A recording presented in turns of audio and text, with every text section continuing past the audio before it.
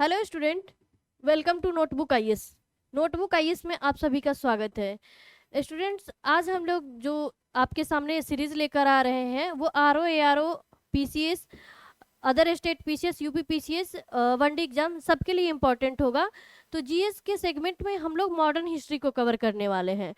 जैसा कि आपको पता है, किसी भी प्रतियोगिता परीक्षा की आप तैयारी करते होंगे तो हिस्ट्री का सेगमेंट बहुत अच्छे मात्रा में क्वेश्चन हिस्ट्री के सेगमेंट से आते हैं, और जिसे हम लोग थोड़ी समझ और थोड़ी सूझबूझ के साथ आसानी से हल करके अपना मार्क्स प्राप्त कर सकते हैं। तो इस सीरीज के अंतर्गत हम लोग मॉडर्न इंडिया स्टार्ट करने वाले हैं, और मॉडर्न इंडिया को हम लोग एमसीक्यूज के माध्यम से देखेंगे।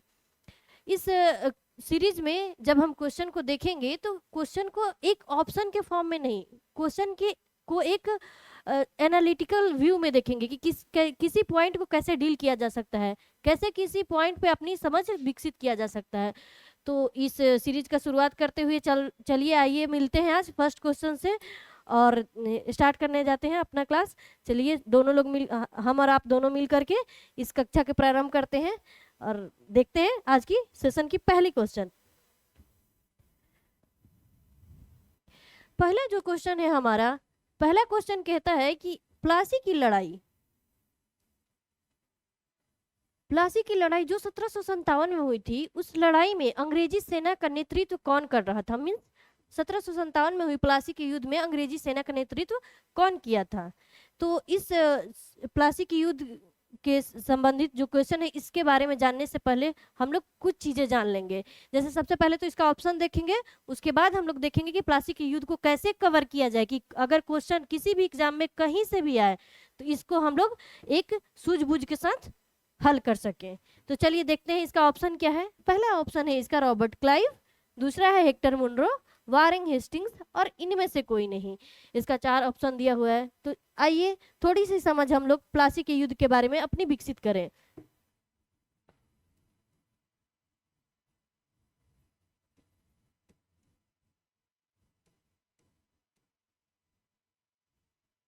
एक सेकंड।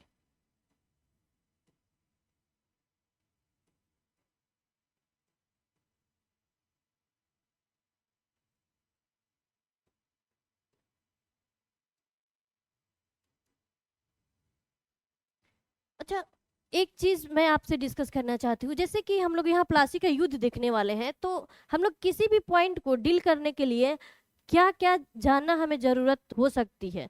तो देखिए, प्लासी के युद्ध जब हम लोग डील करेंगे तो एक फॉर्मूला मैं आपके साथ शेयर करने चाहती हूँ। 5 का ये 5 का की जो अवधारणा है, ये किसी टॉपिक को कितने डायमेंशन से हम लोग सोच सकते हैं, एक अच्छा बेहतर समझ देने के लिए ये अवधारणा आया है। तो इसको एक बार देखिए कैसे होता है। 5 का मतलब है कि कब, कहाँ,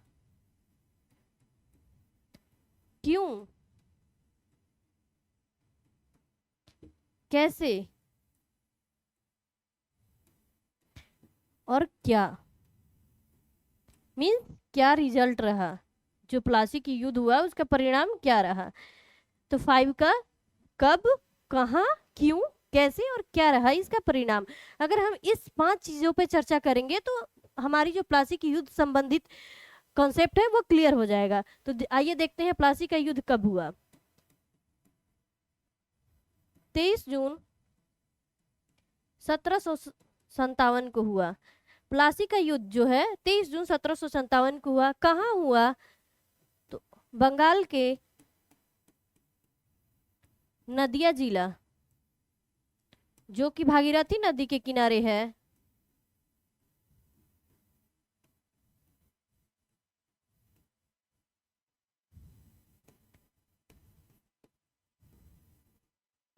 वहां हुआ।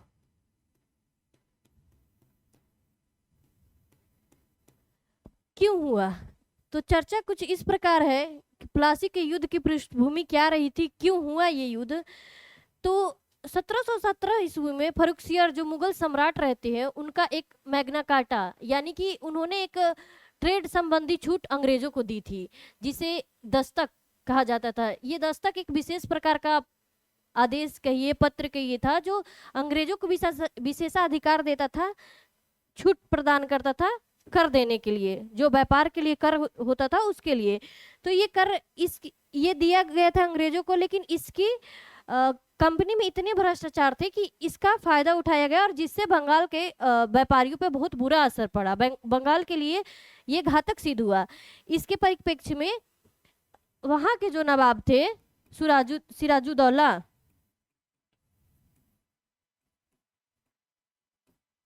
उसके मन में ये चीज खटकने लगी कि अंग्रेज अधिकारी जो है दस्तक का दुरुपयोग कर रहे हैं।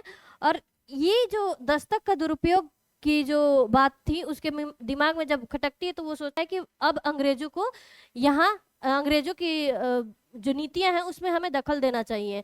तो हुआ कुछ इस प्रकार के, सिराजुद्दौला जो बंगाल का शासक रहता है नया नया, जो अली वर्दी खान के मरने के उपरांत बनता है, तो अली वर्दी खान जब तक शासक रहता है तो वो अपने शासन काल में बंगाल में कोई भी यूरोपियों को किलाबंदी या किसी तरह का हस्तक्षेप बर्दाश्त नहीं करता था। लेकिन जैसे ही सिराजुद्दौला सत्तासीन होता है, तो इसके अनेक प्रतिद्वंदी थे, अनेक दुश्मन थे। तो ये क्या करते हैं कि जा करके अंग्रेजी सेनानायक क्लाइव से मिल जाते हैं, और ये लोग मिल करके एक षड्यंत्र करते रहते हैं सिराजुद्दौला के खिलाफ। तो अंग्रेज जो ब्रिटिश अधिकारी क्लाइव रहता है, वो सिराजुद्दौला को सत्ता से हटाने के लिए इनसे मिलते रहता है और इनको लालच देते रहता है कि मैं तुम्हें सिराजुद्दौला को अपदस्थ करके तुमको नायक बनाऊंगा, क्योंकि सिराजुद्दौला एक क्रूर शासक था, ये अंग्रेजों की नीतियों में हस्तक्षेप करता था। और हुआ कुछ इस प्रकार की जो अंग्रेज और फ्रांसीसी में बंगाल को लेकर के प्रतिद्वंदिता चलते रह रहा था।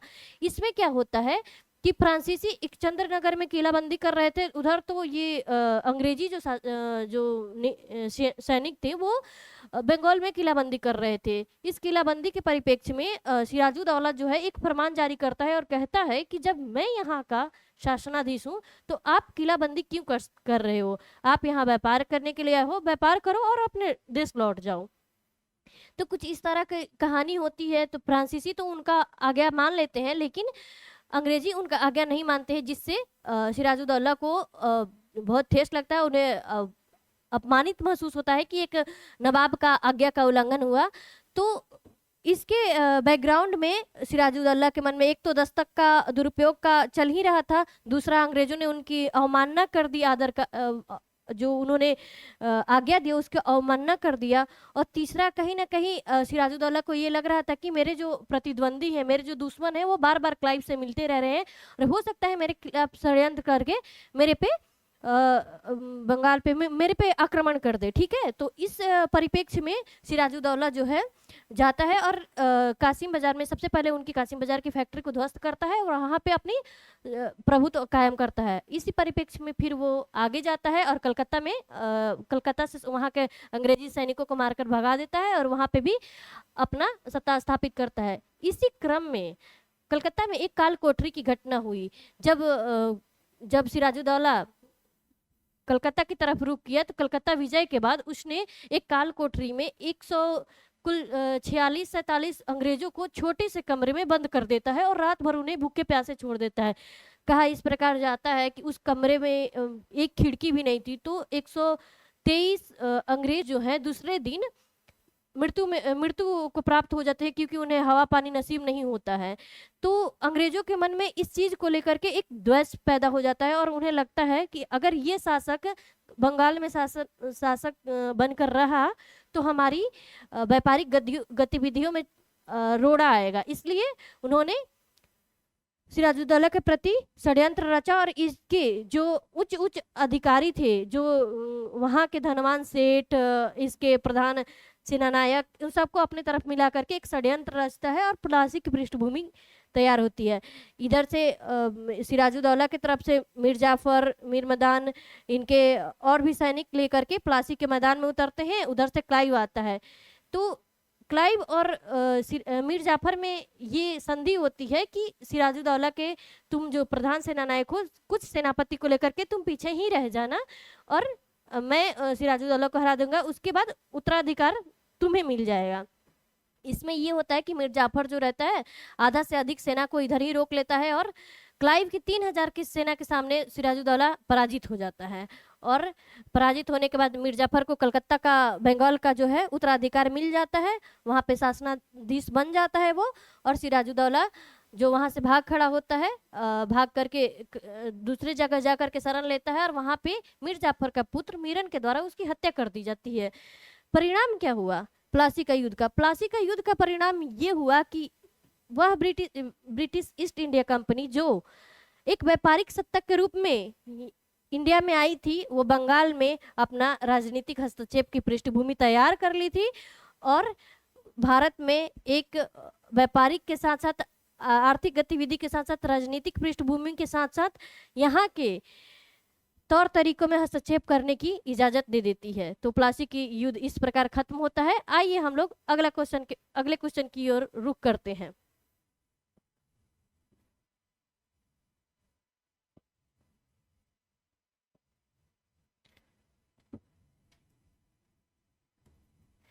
नेक्स्ट क्वेश्चन जो है हमारा बक्सर का युद्ध, बक्सर के युद्ध के बारे में। बक्सर के युद्ध के बारे में है कि बक्सर का युद्ध जो 1764 में हुआ था, इसमें अंग्रेजी सेना का नेतृत्व कौन किया था? जो 1764 ईस्वी का बक्सर का युद्ध है, उसमें अंग्रेजी सेना का नेतृत्व कौन किया था? इसको भी हम लोग उसी फॉर्मेट से पढ़ेंगे।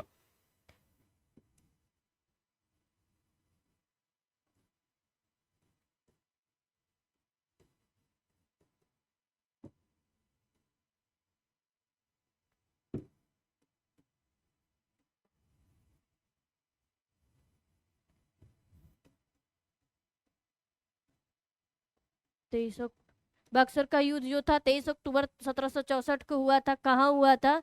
बक्सर जिला जो है बिहार में, आज के बिहार में है, उस समय बंगाल में ही था। ये आज के परिप्रेक्ष्य से देखिए तो बिहार का बक्सर जिला है, जो गंगा नदी के किनारे शहर है।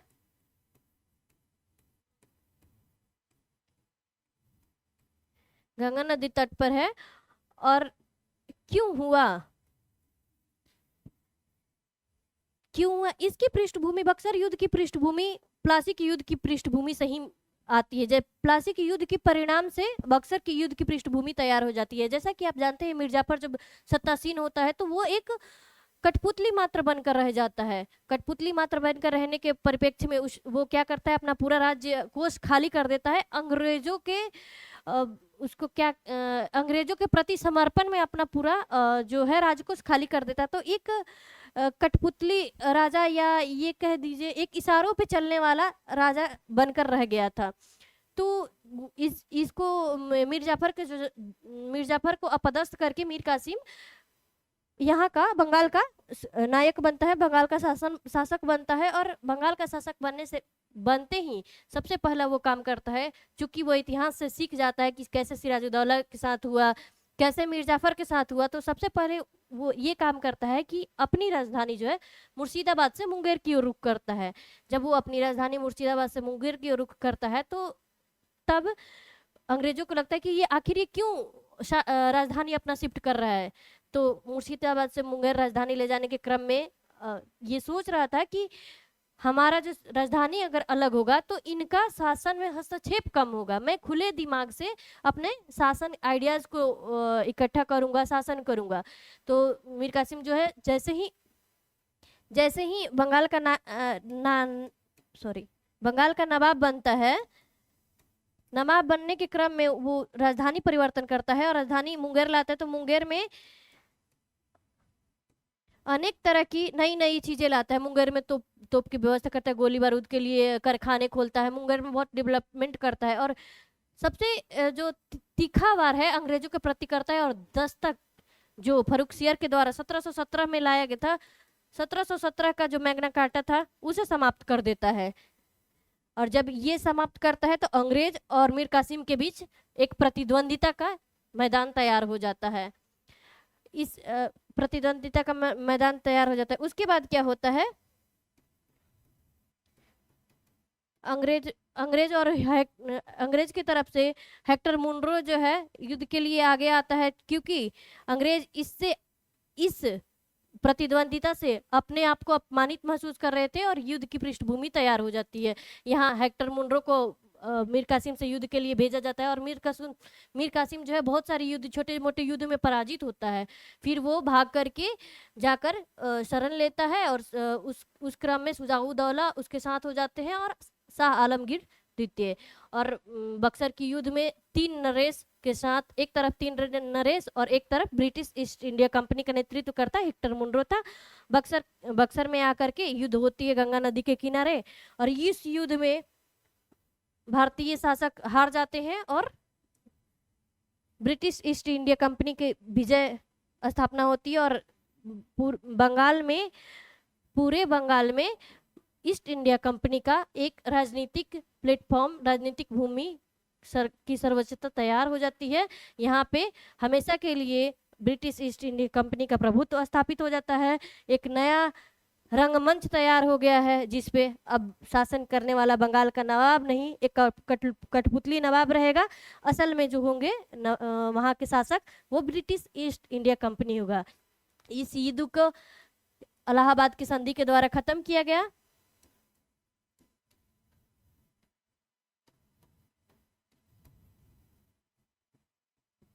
ठीक है, बक्सर का युद्ध यहीं पे समाप्त होता है, क्योंकि इससे ज्यादा इसमें कुछ जानने लायक चीजें हैं नहीं। देखिए बक्सर के इसमें 23 अक्टूबर 1764 में बक्सर नगर के आसपास ईस्ट इंडिया कंपनी के हेक्टर मुनरो और मुगल तथा नवाब सेनाओं के बीच लड़ा गया था।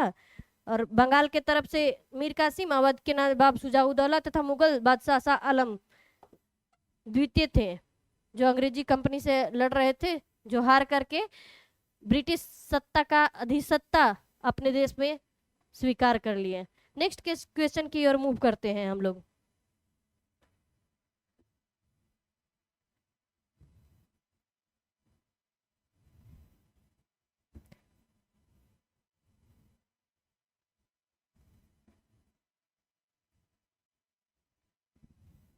नेक्स्ट क्वेश्चन जो है हमारा, बंगाल का वैध शासन या द्वैध शासन कब से कब तक चला था?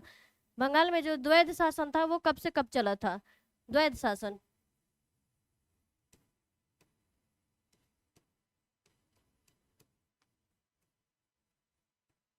द्वैध मतलब दो शासन। द्वैध मतलब दो, यानी दो लोगों द्वारा शासन, दोहरा शासन, दो प्रकार का शासन, जिसमें दो लोगों का शासन में एक तरफ भारतीय रजवाड़े या भारत के नवाब, और दूसरे तरफ ब्रिटिश ईस्ट इंडिया कंपनी के अधिकारी, सेना का जो नेतृत्व करते थे वो थे। तो एक तरफ यहाँ भारतीय शासक,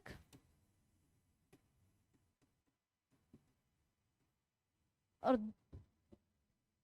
दूसरी ओर क्लाइव। ये जो है 1765 से 1772 तक चला।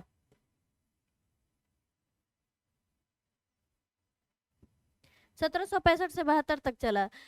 इसका मतलब क्या है? द्वैध शासन का मतलब क्या है? द्वैध शासन बंगाल में क्लाइव के द्वारा लाया गया था, जिसमें क्या था, दीवानी या भू राजस्व का अधिकार जो है कंपनी के पास रहेगा, लेकिन प्रशासन का अधिकार राजा के पास रहेगा, नवाब के पास रहेगा। तो इस पूरी प्रक्रिया में होता कुछ ये था कि जो इनकम था, जो आय का सोर्स था, वो कंपनी के पास रहेगा। जो खर्च करने का टेंडेंसी, जो खर्च का भार था, वो राजा पे था। तो इसमें क्या होगा, जब किसी भी सत्ता या किसी भी राज्य का इनकम का सोर्स क्या होता है? टैक्स होता है, अब इस बात है, टैक्स होता है। और उस समय की जो टैक्सेशन प्रणाली थी, उस समय टैक्स का आधार क्या था? भू राजस्व। भू राजस्व से जो इनकम आएगा वो कंपनी ले लेगा, तो फिर राजा का जो है राजकोष कैसे चलेगा, राजा का साम्राज्य कैसे चलेगा? इसमें होता क्या है कि इस व्यवस्था को कुछ इतिहासकारों द्वारा उत्तरदायित्व रहित अधिकार या अधिकार रहित उत्तरदायित्व की संज्ञा दी गई है। उत्तरदायित्व रहित अधिकार का मतलब है उत्तरदायित्व तो है, समझ रहे हैं, लेकिन अधिकार नहीं है। और दूसरा है अधिकार तो है बट उत्तरदायित्व नहीं है। एक तरफ राजा है जिनके पास अधिकार है, खर्च करना है, समझ रहे हैं, लेकिन पैसे नहीं है। पैसे किसके पास है? ब्रिटिश ईस्ट इंडिया कंपनी के पास।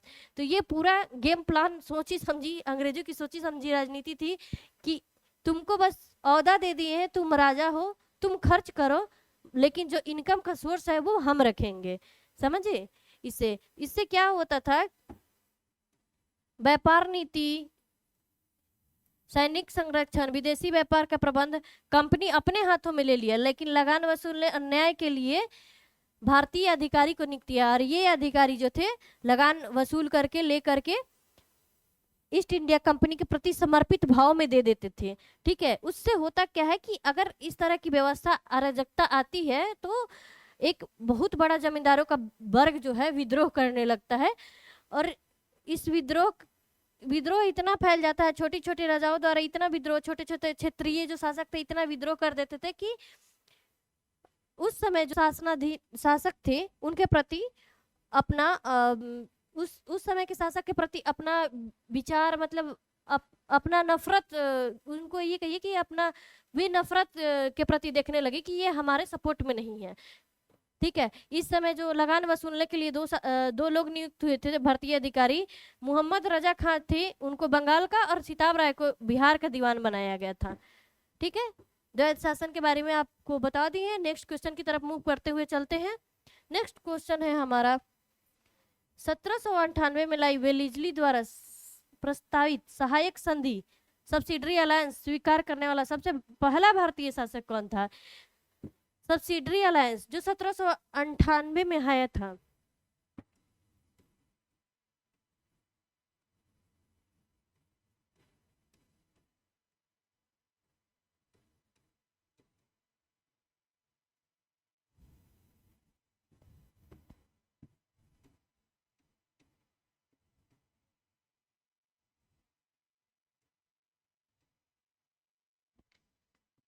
इसको सबसे पहले कौन स्वीकार किया था?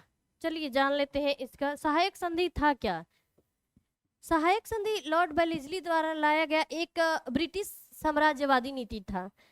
वो साम्राज्यवादी नीति ऐसा था कि जो भी राजा सहायक संधि स्वीकार करते थे उनको ये बोला जाता कि आप अपने खर्च पे हमारा जो ब्रिटिश रेजिमेंट का एक सैन्य टुकड़ी है वो अपने यहाँ रखिए, और उससे क्या होगा कि जब आपकी आंतरिक और बाह्य जो भी लड़ाइयाँ होगी उसमें ये आपके सहयोग करेंगे।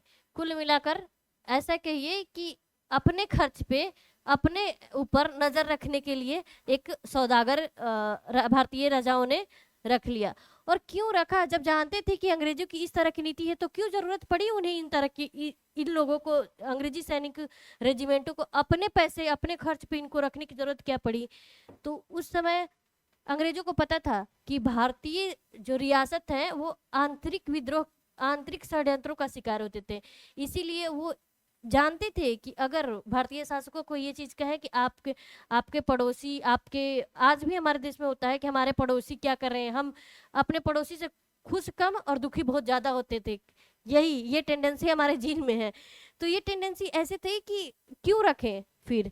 तो जैसे हैदराबाद के निजाम थे, कर्नाटक के राजा, अवध के नवाब थे, तो ये सबको लगता था कि हम हो सकता है हमारे जो पड़ोसी राज्य, पड़ोसी जो रियासत वाले हैं वो हम पे आक्रमण कर ले और हमारे क्षेत्र को अपने अधीन मिला ले और हमें अपदस्थ कर दे। इसलिए इन्होंने कंपनी की पॉलिसी को अपनाया और सहायक संधि को अपना लिया, और अपनाते हुए सबसे पहला हैदराबाद के निजाम ने अपने यहाँ सहायक संधि को स्वीकार किया। ठीक है, निजाम ने 1798 में 1798 में सहायक संधि को स्वीकार किया। सहायक संधि के बारे में एक और फैक्ट आप लोग जान लीजिए। सहायक संधि का सर्वप्रथम प्रयोग फ्रांसीसी गवर्नर जनरल मार्किस डुप्लेक्स ने किया था। ठीक है, और इससे ज्यादा कुछ जानने लायक तो अब तो नहीं है, नहीं अब इससे ज्यादा जानने लायक नहीं है कुछ चीजें। चलिए अगला क्वेश्चन की तरफ हम लोग मूव करते हैं।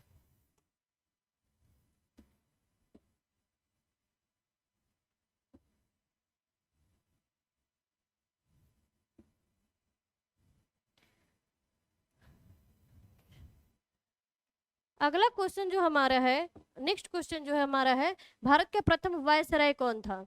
हमारा ऑप्शन है lord Hastings, lord Canning, lord Minto और लॉर्ड कर्जन। आइए जानते हैं इसके बारे में। भारत का जो प्रथम वायसराय था वो लॉर्ड कैनिंग था। वायसराय क्यों जरूरत पड़ी? कौन थे वायसराय? इसके बारे में थोड़ी सी फैक्ट जान लेते हैं। जब 1857 में सैनिक विद्रोह हुआ था यहाँ पे भारत में, जब सैनिक विद्रोह हुआ था, तो यहाँ के जनमानस पे ये चीज जनमानस के मन में ये चीज बैठ गई थी कि अंग्रेज हमारे अपने नहीं है। कुछ एक जो बुद्धिजीवी वर्ग था वो ये चीज को समझ गया था सैनिक विद्रोह के समय ही। तो उन्होंने जो ब्रिटिश ईस्ट इंडिया कंपनी है उनके प्रति असंतोष का रवैया अपनाया, जिसके बाद में 1857 के विद्रोह के बाद 1858 में ब्रिटिश ईस्ट इंडिया कंपनी के बदौलत जो भारत का जो शासन है, भारतीय जो शासन है, भारत का जो ताज है सीधे ब्रिटिश ताज के नियंत्रण में आ गया। इसके लिए 1858 का भारत सरकार अधिनियम लाया गया, जिसमें भारत के गवर्नर जनरल का नाम बदल करके वायसराय रखा गया, भारत का वायसराय कर दिया गया, और जिसका पहले वायसराय थे वो लॉर्ड कैनिंग थे। आइए नेक्स्ट क्वेश्चन की तरफ मूव करते हैं। तीसरे एंग्लो मैसूर युद्ध रोकने के लिए टीपू सुल्तान ने अंग्रेजों के साथ कौन सी संधि की थी? तीसरे एंग्लो मैसूर युद्ध रोकने के लिए टीपू सुल्तान ने अंग्रेजों के साथ कौन सी संधि की थी? इसका ऑप्शन है मंगलोर का संधि, श्रीरंगपट्टम का संधि, मैसूर का संधि और बिजनौर का संधि। आइए इसके बारे में जान लेते हैं। इसका करेक्ट आंसर जो है अपना श्रीरंगपट्टम की संधि है। ठीक है, मैंगलोर की संधि के तहत टीपू सुल्तान और अंग्रेजों के मत विवाद हल करने के लिए पर्याप्त नहीं था। मंगलोर की जो संधि हुई थी उसमें टीपू सुल्तान और अंग्रेज के बीच जो विवाद था वो उसका निर्णय नहीं निकल पाया। दोनों ही दक्कन जो एक काली मिर्च का बहुत बड़ा व्यापार स्थल था, उस पर अपना अपना राजनीतिक वर्चस्व स्थापित करने का लक्ष्य रख रहे थे।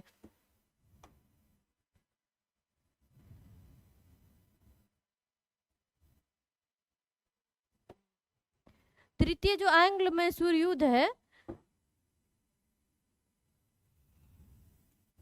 तृतीय आंग्ल मैसूर युद्ध तब शुरू हुआ था जब टीपू के जो एक सहयोगी थे,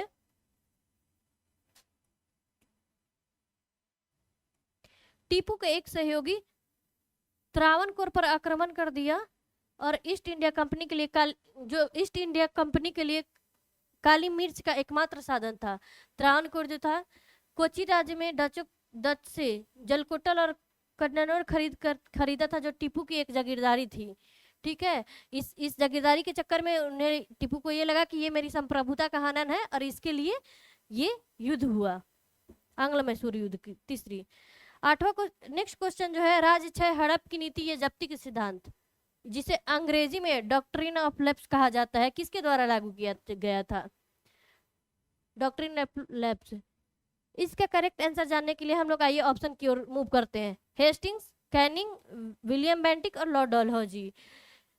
इसका करेक्ट आंसर लॉर्ड डलहौजी है। लॉर्ड डलहौजी जो था जो हड़प नीति है क्या एक्चुअली, ये थोड़ी सी इसके बारे में बता देते हूँ।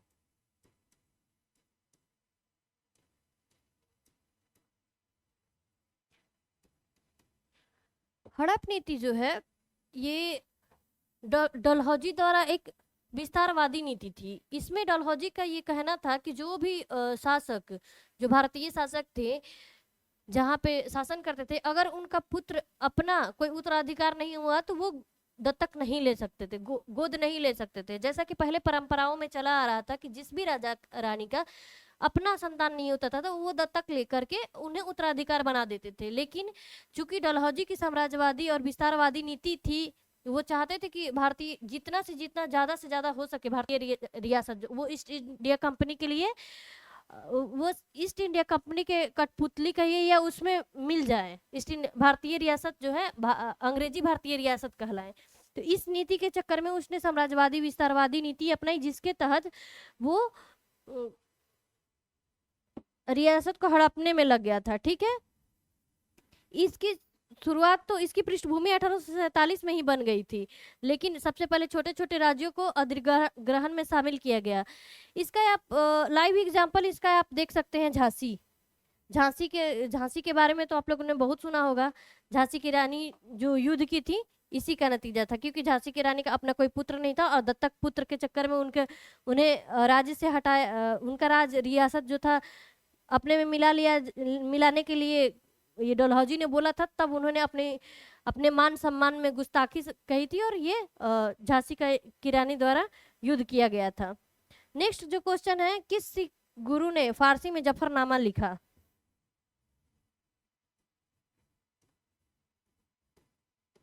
जफरनामा, जफरनामा एक्चुअली है क्या? जफरनामा जो है गुरु गोविंद सिंह जी का, गुरु गोविंद सिंह जी का शौर्यता, वीरता और वीर काव्य से परिपूर्ण भरपूर एक एक पत्र है, एक काव्य है कहिए, जिसपे उन्होंने अपनी वीरता की सारी कहानियां लिख डाली हैं, कैसे कैसे युद्धों में विजित हुए हैं वो लिखे हैं। और ये पत्र, एक पत्र के माध्यम से ये बना करके औरंगजेब को भेजते हैं, जिसमें औरंगजेब की भी निंदा, कड़ी निंदा करते हुए कहते हैं कि तुम ढोंगी हो, पाखंडी हो। और ये उनको इसलिए भेजा जाता है क्योंकि जो गुरु गोविंद सिंह जी थे, इनका, इनके परिवार का, इनके पिता का, इनके भाइयों का औरंगजेब ने दीवार में चुनवा दिया था। उसके परिप्रेक्ष्य में इन्होंने लिखा था और कहा था कि तुम पंजाब की तरफ रुख मत करना, अभी मैं हूँ यहाँ। मतलब वीर रस से परिपूर्ण एक पत्र है ये। भारतीय इतिहास में दो पत्र बहुत ही विश्वसनीय कहिए, गौरवमयी रही, जिसको आज भी पढ़ने के बाद एक चेतना आ जाती है, एक वीरतापूर्ण भाव मन में आता है। एक राजा जयसिंह के लिए लिखे थे महाराजा छत्रपति शिवाजी, और दूसरा औरंगजेब के लिए लिखे थे ये गुरु गोविंद सिंह जी। जफरनामा जो है फारसी, जफरनामा का जो अनुवाद है वो फारसी में था। ये वीरता परक एक पत्र है, पत्र है। ठीक है, नेक्स्ट क्वेश्चन की तरफ मूव करते हैं।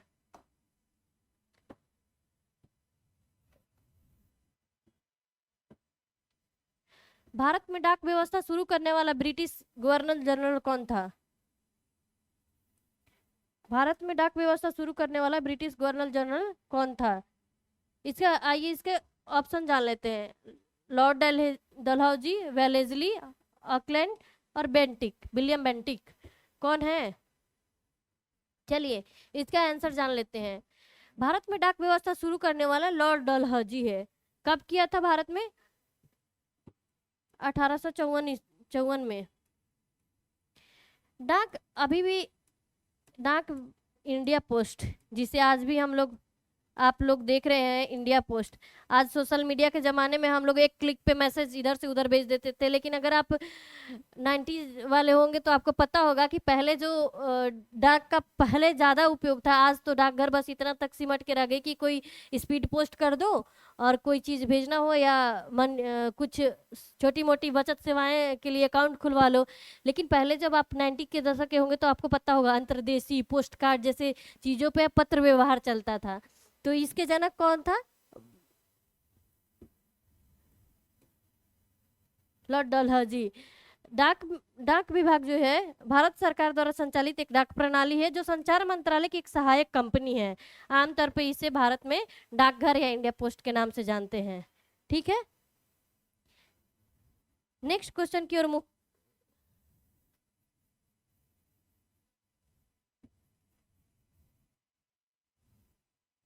आइए नेक्स्ट क्वेश्चन की तरफ मूव करते। किस सिख गुरु ने गुरु नानक जी की जीवनी लिखी थी?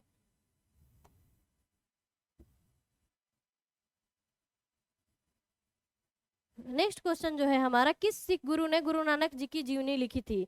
इसका ऑप्शन है गुरु अंगद देव, गुरु अमरदास, गुरु रामदास और गुरु अर्जुन देव। इसका सही आंसर है गुरु अर्जुन देव। गुरु नानक जी जो सिख धर्म के संस्थापक थे और पहले सिख गुरु थे, उनका जो जन्म है, उनका जन्म जो था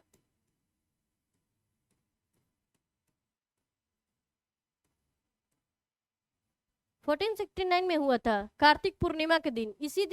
इसीलिए हर साल कार्तिक पूर्णिमा को गुरु नानक जयंती मनाई जाती है। इससे ज्यादा इस क्वेश्चन में जानने लायक कोई भी चीज नहीं है। नेक्स्ट क्वेश्चन की तरफ हम लोग मूव करते हैं। सिखों के सैन्य संप्रदाय खालसा पंथ का प्रवर्तन किसने किया? सिखों का एक सैन्य संप्रदाय, खालसा क्या है? एक सैन्य संप्रदाय है। इसका जो प्रवर्तन है किसने किया? हमारा ऑप्शन स्टार्ट होता है हरराम, हरकिशन, गुरु गोविंद सिंह जी, गुरु तेग बहादुर। चलिए आइए जान लेते हैं इसके बारे में। खालसा क्या है? खालसा जो है सिख धर्म का एक विधिवत दीक्षा प्राय अनुयायियों के समूह है। वो किस प्रकार के हैं? विधिवत दीक्षा प्राप्त करते हैं अनुयायी है जो सैन्य संप्रदाय है, सैनिक वेश में रहते हैं। खालसा पंथ की स्थापना जो है गुरु गोविंद सिंह जी ने बैसाखी वाले दिन आनंदपुर साहिब में की थी। इसी दिन उन्होंने सर्वप्रथम 5 प्यारों को अमृतपान करवाकर खालसा बनाया था। तत्पश्चात उन्होंने 5 प्यारों को हाथों से स्वयं 5 प्यारों के हाथों से स्वयं अमृतपान करा था। ठीक है, नेक्स्ट क्वेश्चन की तरफ हम लोग मूव करते हैं। नेक्स्ट क्वेश्चन जो हमारा है 1757 में सिराजुद्दौला किसके द्वारा पराजित किया गया है? नेक्स्ट क्वेश्चन का आंसर क्वेश्चन है 1757 में सिराजुद्दौला किसके द्वारा पराजित किया गया? पहला ऑप्शन है कैनिंग, हेस्टिंग, क्लाइव, कॉर्नवालिस। जैसा कि आप सबों को पहले ही क्वेश्चन में बता चुके हैं कि प्लासी का युद्ध हुआ था जिसमें सिराजुद्दौला और रॉबर्ट क्लाइव लड़ रहे थे। भारतीय रियासत की तरफ से सिराजुद्दौला थे बंगाल के शासक, और दूसरी तरफ ईस्ट इंडिया कंपनी की तरफ से क्लाइव लड़ रहे थे, तो जिसमें क्लाइव द्वारा सिराजुद्दौला को पराजित कर दिया गया था। इसका करेक्ट आंसर है सी। नेक्स्ट ऑप्शन की नेक्स्ट क्वेश्चन की तरफ मूव करते हैं।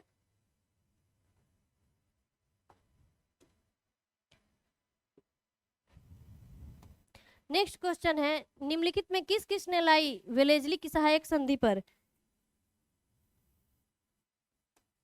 नेक्स्ट जो है हमारा कुछ रियासतों का के बारे में जिक्र किया गया है और कहा गया है कि ये इस रियासत में कौन कौन सी रियासत है जो वेलेजली के सहायक संधि पर हस्ताक्षर किया है। सहायक संधि के बारे में अभी हमने आप लोगों से जिक्र किया है, तो आइए देखते हैं।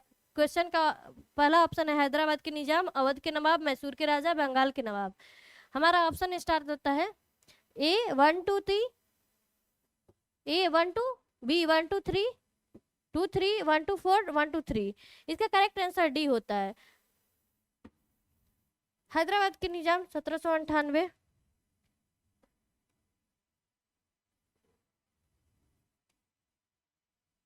अवध 1801,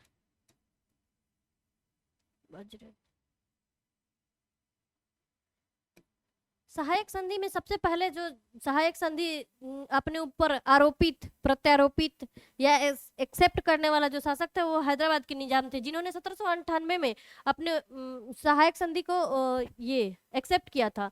सेकंड में अवध के नवाब थे 1801 में। फिर उसके बाद जो है पेशवा बाजीराव द्वितीय ने 1801 में, मंसूर तथा तंजौर ने 1799 में, बरार के भोसले ने 1803 में, ग्वालियर के सिंधिया ने 1804 में वेलेजली के सहायक संधि को एक्सेप्ट किया।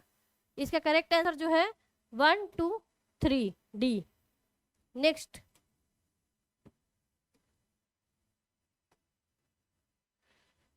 क्वेश्चन जो हमारा है वो कह रहा है कि निम्नलिखित में से सिख गुरुओं का सही कालक्रम बताइए।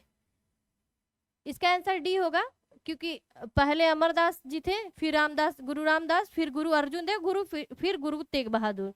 नेक्स्ट क्वेश्चन सुगौली की संधि 1816 में किनके बीच हुई थी? पहले तो जानेंगे सुगौली की संधि किनके बीच में हुई थी। सुगौली का जो संधि था वो ब्रिटिश ईस्ट इंडिया कंपनी और नेपाल के बीच हुआ था। सुगौली की संधि ब्रिटिश ईस्ट इंडिया कंपनी और नेपाल के राजा के बीच हुई थी, ठीक है, जिसे 1814 से 16 के दौरान हुए ब्रिटिश नेपाली युद्ध के अस्तित्व के बाद में आया। 1814 से 16 में जो ब्रिटिश और नेपाल युद्ध हुआ था, आंग्ल नेपाल युद्ध, उसके बाद ये संधि सुगौली की संधि अस्तित्व में आई थी। इस संधि पर 2 दिसंबर 1815 को हस्ताक्षर किए गए और 4 मार्च को इसका अनुमोदन किया गया। नेपाल की ओर से राजगुरु गजराज मिश्र और कंपनी की ओर से कर्नल पेरिस ब्रेडसो हस्ताक्षर किए। इसके अनुसार, इस संधि के अनुसार क्या होता है, नेपाल के कुछ हिस्सों को जो है ब्रिटिश भारत में शामिल कर लिया जाता है और काठमांडू में एक ब्रिटिश प्रतिनिधि की नियुक्ति की जाती है। ब्रिटेन की सैन्य सेवा में गोरखा सेवाओं की भर्ती की अनुमति देती है। साथ ही इसके द्वारा नेपाल ने अपनी किसी भी सेवा में अमेरिकी या यूरोपीय कर्मचारी को नियुक्ति करने का अधिकार भी खो दिया था, ठीक है। नेक्स्ट क्वेश्चन की तरफ हम लोग मूव करते हैं। टीपू सुल्तान की मृत्यु कब हुई थी? टीपू सुल्तान की मृत्यु 1799 में श्रीरंगपट्टम में हुई थी। ठीक है, टीपू सुल्तान की मृत्यु 1799 में कहाँ हुई थी? टीपू सुल्तान की जो मृत्यु है श्रीरंगपट्टनम में हुई थी। कब हुई थी? चौथे आंग्ल मैसूर युद्ध के दौरान हुई थी। तीसरे के बारे में हम लोग बात कर लिए थे। चलिए अगला हम लोग अगले क्वेश्चन की ओर मूव करते हैं। हड़प नीति डॉक्ट्राइन ऑफ लैप्स के अंतर्गत कौन कौन भारतीय राज्य कब्जे में आ गए थे? डॉक्ट्रिन हड़प नीति के बारे में आपको बता दिए थे। जो डलहौजी के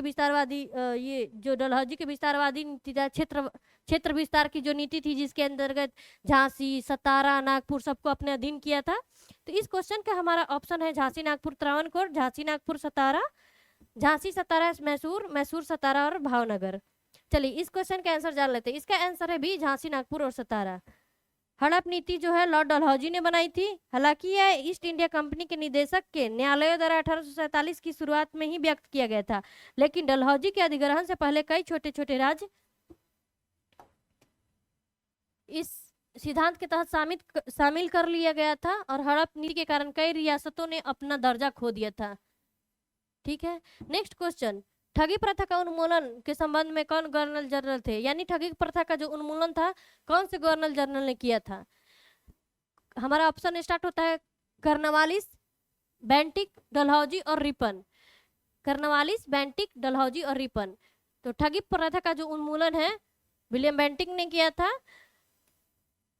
ठगी प्रथा का उन्मूलन 1830 में विलियम बेंटिक ने किया था और विलियम बेंटिक जो है भारत के गवर्नर जनरल रहे थे। ठीक है, लॉर्ड विलियम बेंटिक 1828 से 1835 तक भारत में शासन किए। नेक्स्ट क्वेश्चन जो है हमारा, वोडेयार वंश के शासक कौन थे? जैसा कि आप जान रहे हैं वोडेयार वंश मैसूर रियासत से संबंधित है और मैसूर रियासत में हैदर अली, टीपू सुल्तान वोडेयार वंश से संबंध रखते हैं। ठीक है, आज की सीरीज में इतना ही। आज की सीरीज की ये लास्ट क्वेश्चन था। हमारा प्रयास आपको कैसा लगा ये ज़रूर कमेंट करके बताइएगा। और मेरा नाम अंजलि है। मुझे अच्छा लगेगा आप लाइक और सब्सक्राइब करेंगे चैनल को। तो ठीक है, मिलते हैं नेक्स्ट सीरीज में। मैं कोशिश करूंगी कि इससे अच्छे से अच्छे क्वेश्चन ले आऊँ और अच्छी तरह से एक्सप्लेन करके आपकी और मेरी दोनों का टाइम वेस्ट ना करूं और आगामी प्रतियोगिता परीक्षा के लिए एक अच्छी रणनीति और मॉडर्न इंडिया पे अच्छी समझ विकसित कर सके। Thank you, bye bye.